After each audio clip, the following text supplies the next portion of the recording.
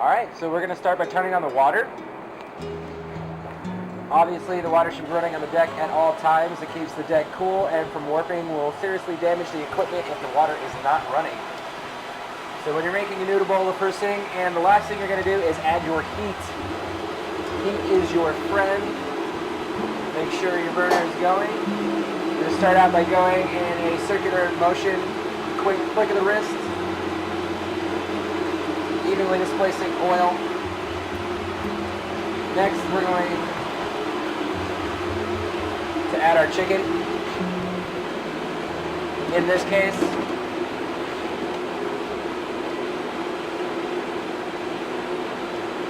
you want to have at least a level 2 kind of heaping scoop. A little dangler is not bad if it's overcrowded. I'm going to release my protein on the side, letting it slide down, minimizing splashback. Listen to that audible sizzle, or flicking it in. You're going to spread out your protein, and you're going to let it sit. The trick to cooking on a wok is spreading your items out and letting them sit. So after I get a little bit of sear on one side of the chicken, shrimp, tofu, beef, whatever it is, you want to get a little bit of color. Then you're going to flip your protein. You're going to let it get a little bit more sear on that. Typically about 4 ounces of sauce here.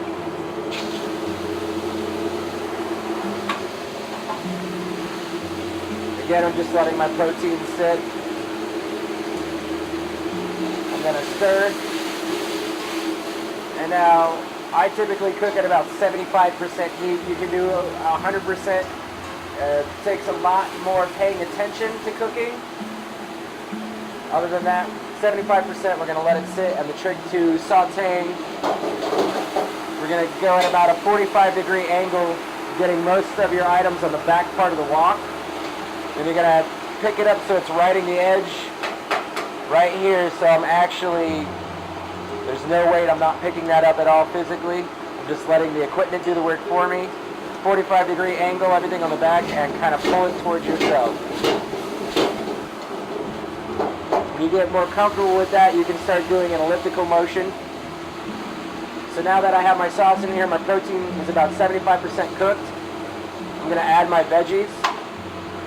I'm going to give those a little swirl and a little flip.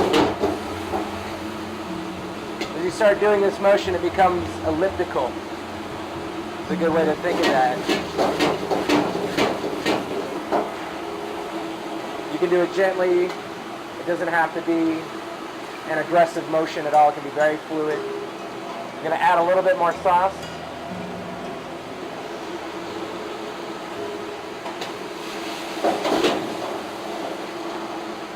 I don't want to cook my dish to OSEC typically.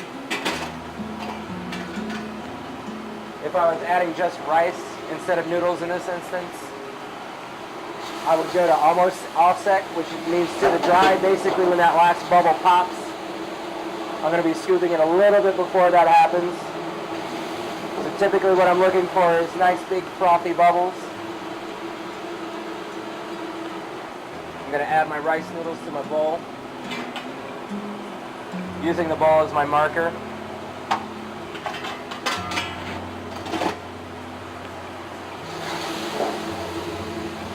Add my noodles.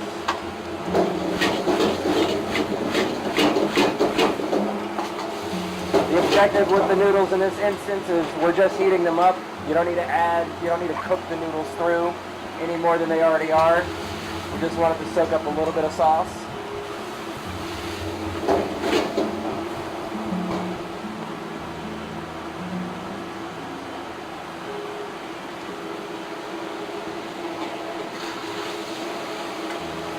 My dish looks ready. I don't have a lot of sauce left over. The noodles look evenly coated. I can move the noodle bowl around and I'm not seeing liquid sloshing around inside. Immediately, I'm going to add heat and add water.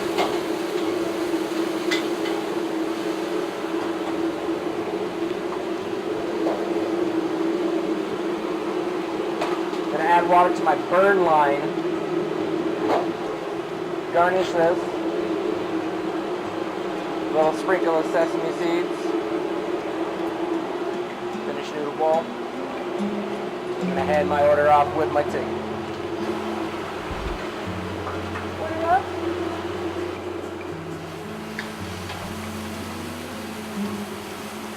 I like the pan tilt. We like to pan.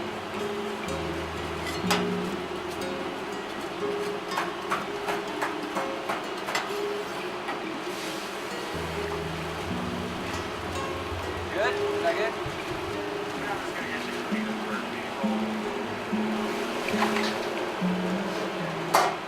So I always scrub twice. Basically the first time just to break everything off. The second time once you have the water again, you can see inside of the pan, see anything that you missed. You always want to go in a nice circular motion. You don't want to stop and scrub the pan. You can even switch your grip on that. That allows you to apply more pressure and change the angle. And it really helps to power off anything that's stuck to it.